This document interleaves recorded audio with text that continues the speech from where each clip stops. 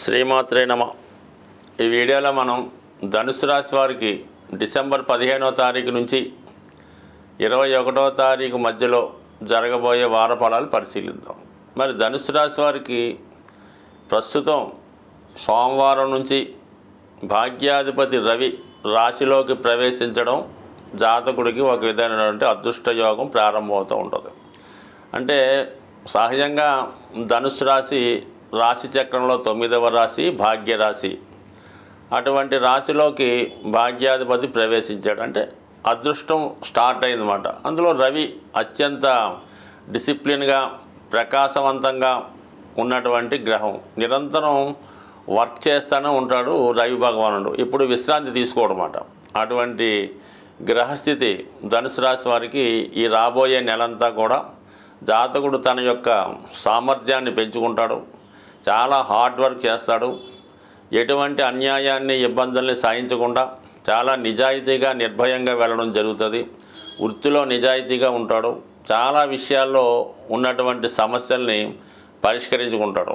పిల్లల యొక్క అభివృద్ధి విషయంలో కానీ ఆరోగ్య విషయంలో కానీ చక్కని స్వతంత్రంగా మొగమాటం లేకుండా వ్యవహరించి నెంబర్ 1గా రాణించే అవకాశం ఉంటుంది. సుమారుగా నెల రోజుల పాటు ఇదే రాశిలో సంచరిస్తున్నటువంటి రవి భగవానుడు. దాని తర్వాత 12వ స్థానంలో బుధగ్రహ సంచారం.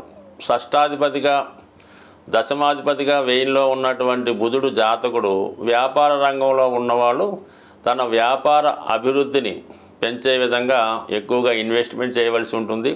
తన వ్యాపార కార్యకలాపాలని వేరే చోట కూడా స్టార్ట్ చేసే అవకాశం ఉంటుంది. అంటే కొత్తగా బ్రాంచ్ లాంటిది పెట్టడం, అలాగే వ్యాపార పరంగా ఇన్వెస్ట్ చేయడం జరుగుతూ ఉంటుంది.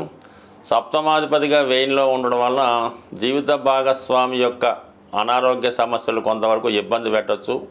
మీ వ్యాపారంలో ఎవరైనా పార్ట్నర్స్ ఉంటే వాళ్ళు కూడా మీకు కొంతవరకు ఇబ్బందులను కలిగించి మీకు ఏదో విధంగా ఇబ్బంది కలిగే విధంగా ప్రవర్తిస్తారు. వాళ్ళు చాలా వరకు బయటికి వెళ్ళిపోవడానికి కూడా రెడీగా ఉండడం జరుగుతుంటుంది. అంటే మీ యొక్క నిజాయితీ వాళ్ళకి నచ్చకపోవచ్చు.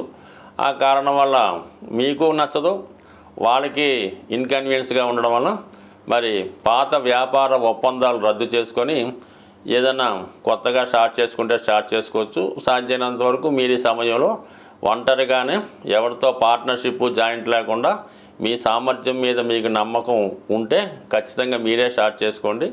అది ఖచ్చితంగా విజయం వైపు నడిచే అవకాశం ఉంది.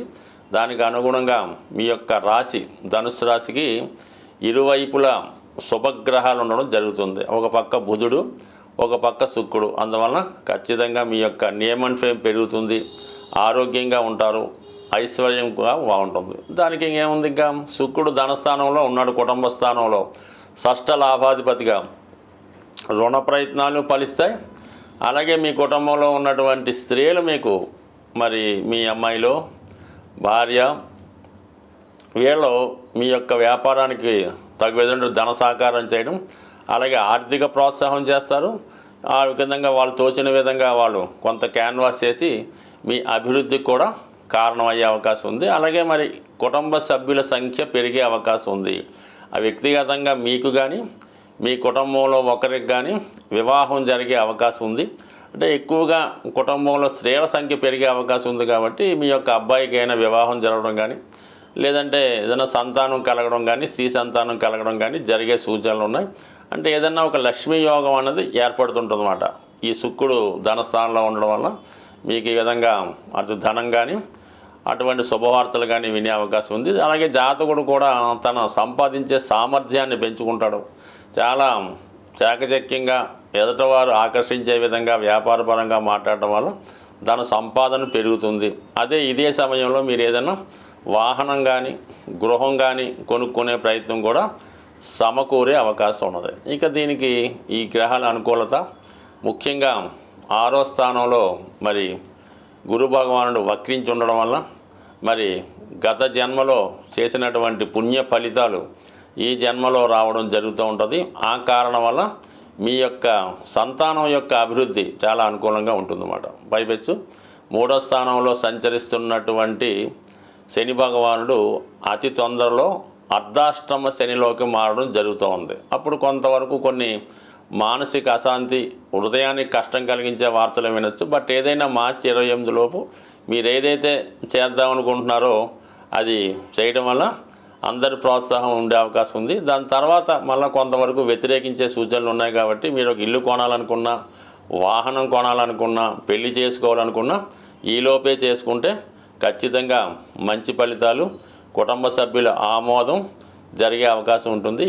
జాతకులు ఏ రాశి వారైనా వారి యొక్క గ్రహస్థితిని అనుకూలంగా మార్చుకోవడానికి, గ్రహాల యొక్క దోషాల నుంచి బయటపడడానికి ప్రతీ నెల కూడా ఏదో ఒక కార్యక్రమాలు, ఏదో ఒక పుణ్య రోజులు రావడం జరుగుతూ ఉంటుంది. అవి ఫాలో అవ్వడం వల్ల ఏంటంటే జాతక దోషాల నుంచి బయటపడమే కాక గ్రహాల యొక్క అనుకూలతకు కూడా రావడం జరుగుతూ ఉంటుంది. సో ఇది మార్గశిర మాసం.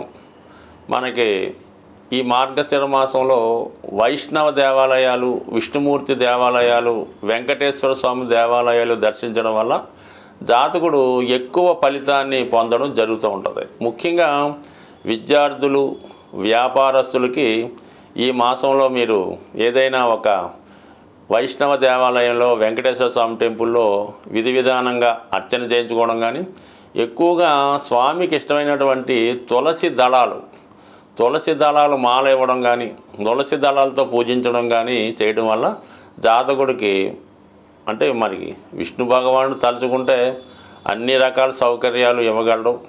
అలాగే జాతక దోషాలతో సంబంధం లేకుండా ఎంత ఐశ్వర్యాన్ని ఇవ్వడం జరుగుతుంటుంది. కాబట్టి ఈ మాసంలో విష్ణుమూర్తి ఆరాధన అన్నది చాలా ఇంపార్టెంట్గా ఉంటుంది. కనీసం ఒక గురువారం కానీ, ఒక శనివారం కానీ ఈ విధంగా చేసుకోవడం వల్ల జాతకుడు తన దోషాల నుంచి బయటపడతాడు. అయితే ఈ వారంలో మనకి ఈ 18వ తారీఖున అంటే పౌర్ణమి వెళ్ళిన తర్వాత సంకష్టహార చతుర్థి రావడం జరుగుతుంది. ఇది విఘ్నేశ్వరుడు సంబంధించింది కాబట్టి, అంటే ఏదైనా ఒక దేవుడు కానీ, ఒక దైవం కానీ, ఒక వరం కానీ, ఒక దేవత కానీ, నవగ్రహాలు కానీ జాతకుడికి అనుకూలంగా ఇవ్వాలన్నా, ఒక వరాన్ని ఇవ్వాలన్నా కూడా విఘ్నేశ్వరుడు యొక్క అనుమతి తప్పనిసరిగా ఉండాలి. విఘ్నేశ్వరుడికి అనుమతి లేకుండా ఎవరో ఏ దేవత కూడా జాతకుడిని అనుగ్రహించలేదు. అలాగే జాతకుడు కూడా ఫలితాన్ని పొందలేకపోతుంటాడు. అందుకని భగవంతుడు ఇచ్చినవి మనకు పొందాలంటే కంపల్సరీగా విఘ్నేశ్వర ఆరాధన తప్పనిసరి. మరి ఈ నెలలో వస్తున్నటువంటి సంకష్టాల చతుర్థి రోజు మరి విధి విధానంగా వినాయకుడిని గరికతో అర్చించడం కానీ, ఉండ్రాళ్ళతో హోమం చేయడం కానీ, అంటే సాధారణంగా ఉదయం పూట చాలా దేవాలయాల్లో హోమం చేస్తూ ఉంటారు. ఈవినింగ్ మరి సాయంకాలంలో అభిషేకం చేయడం జరుగుతూ ఉంటుంది. ఈ అభిషేకం చూడడం వల్ల కూడా దోష పరిహారం అవుతుంది. కాబట్టి చేయలేని వారు అభిషేకాన్ని వీక్షించడం, అది కుదరని వారు ఇంట్లో గణపతి ఫోటో ముందు గరికతో కనీసం అష్టోత్తరంతో పూజ చేసుకున్న శీఘ్రంగా చిన్నగా పూజ చేసిన కేవలం సంకల్పం మాత్రాన అనుగ్రహించే దేవత